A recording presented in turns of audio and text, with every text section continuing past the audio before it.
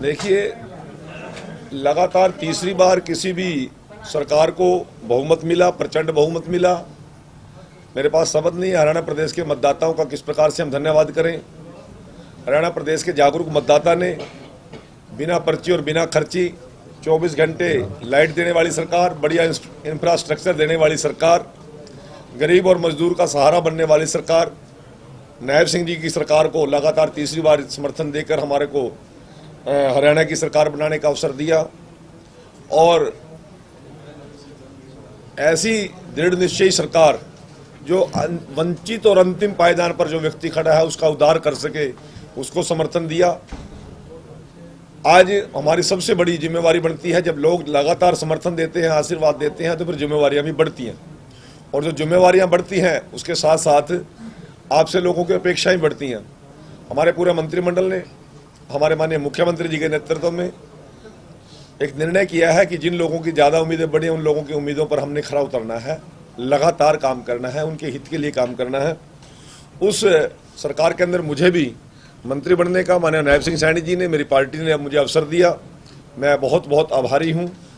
और सबसे बड़ी प्राथमिकता हमारी ये रहेगी कि जो संकल्प पत्र मेरे केंद्रीय नेतृत्व ने, हरियाणा की पार्टी ने जो तय किए हैं, उस संकल्प पत्र में सभी विभागों के जो जो काम बंटवारे में आए हैं उन संकल्प पत्रों को हम पूरा करने का काम करेंगे और लोगों के विश्वास पर और लोगों की उम्मीदों पर खरा उतरने का काम करेंगे। सर, आरक्षण में आरक्षण दिया है जो आज डेलीगेशन से मुख्यमंत्री से भी मिला है, आप भी वहां थे, उनको बधाई दी, इसमें क्या कहेंगे? देखिए, ये एक बहुत लंबे समय से हमारे वंचित और शोषित पीड़ित वर्ग की मांग थी। 1982 से लगातार हम इसके लिए प्रयासरत थे। हमारे बहुत से ऐसे वरिष्ठ सामाजिक और राजनीतिक नेता दुनिया में नहीं है, मैं उनको भी अपनी श्रद्धासुमन अर्पित करता हूं, जिन्होंने इस लड़ाई को शुरुआत किया था। 1994 के अंदर श्रीमान भजनलाल जी उस समय हरियाणा के मुख्यमंत्री थे, उन्होंने इस बात को समझा, इसको लागू करने का काम किया। परंतु दुर्भाग्य से 2005 में जब भूपेंद्र सिंह हुड्डा जी की सरकार आई, एक ऐसा PIL कोर्ट में डाली गई जिससे हमारे अधिकारों का हनन हुआ। सरकार ने उसको स्टे दे दिया। स्टे तो पंजाब के लिए भी दिया था, परंतु पंजाब की विधानसभा ने रातों रात उसको पास किया और उसको टूटने नहीं दिया। परंतु भूपेंद्र सिंह हुड्डा ऐसी हिम्मत नहीं कर सके। ये पीड़ा वंचित वर्ग के लोगों के दिल में थी। और अब लगातार हम कोर्ट के माध्यम से और सड़कों पर संघर्ष करते हुए लड़ाई लड़ते रहे। अब माननीय सर्वोच्च न्यायालय के 5 जजेज की बेंच ने हमारे हित में फैसला दिया और हरियाणा सरकार को निर्देशित करने का काम किया कि हरियाणा की सरकार इसको यदि लागू करने की हिम्मत रखती है तो उसको लागू करे। माननीय सर्वोच्च न्यायालय का ये निर्देश था। परंतु उससे पहले हमारे मुख्यमंत्री जी ने और हमारी पार्टी ने निर्णय कर लिया था कि हम उन लोगों को उनका अधिकार देने का काम करेंगे, क्योंकि 2020 के अंदर मनोहर जी की सरकार के अंदर हमने एजुकेशन के अंदर इसको लागू कर दिया था और उसी आधार पर हमें रोजगार के अंदर भी लागू करना था। नायब सिंह सैनी जी ने इसका निर्णय कर लिया, कैबिनेट में ये बात आ चुकी थी, परंतु कुछ आंकड़े इकट्ठे करने थे।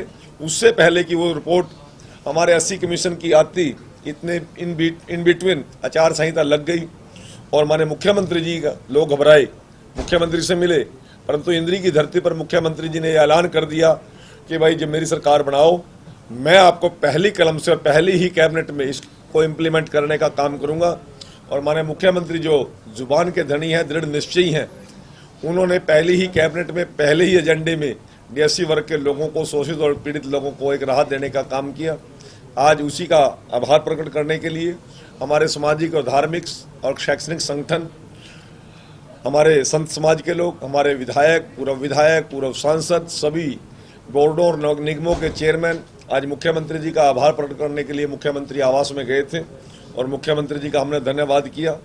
और मुख्यमंत्री जी से हमने निवेदन किया था कि ये तो कम संख्या में लोग आए हैं, घर घर में दिवाली मनाई जा रही है, हम आपका बड़े स्तर पर अभिनंदन और धन्यवाद करना चाहते हैं। तो मुख्यमंत्री जी ने उसकी हामी भर दी है और शीघ्र ही बड़ा आयोजन हम हरियाणा प्रदेश की धरती पर करेंगे और मुख्यमंत्री जी का आभार प्रकट करेंगे।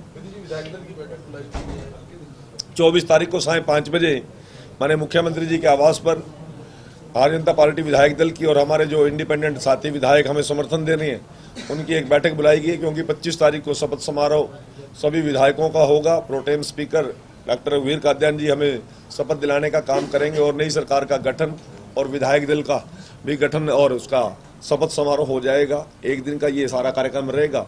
मैं 25 तारीख को सभी विधायक विधानसभा में रहेंगे और मुख्यमंत्री आवास पर रहेंगे। देश दुनिया की हर खबर सबसे पहले देखने के लिए फॉलो करें Dainik Savera TV, YouTube, Facebook, Instagram, X और व्हाट्सएप चैनल पर।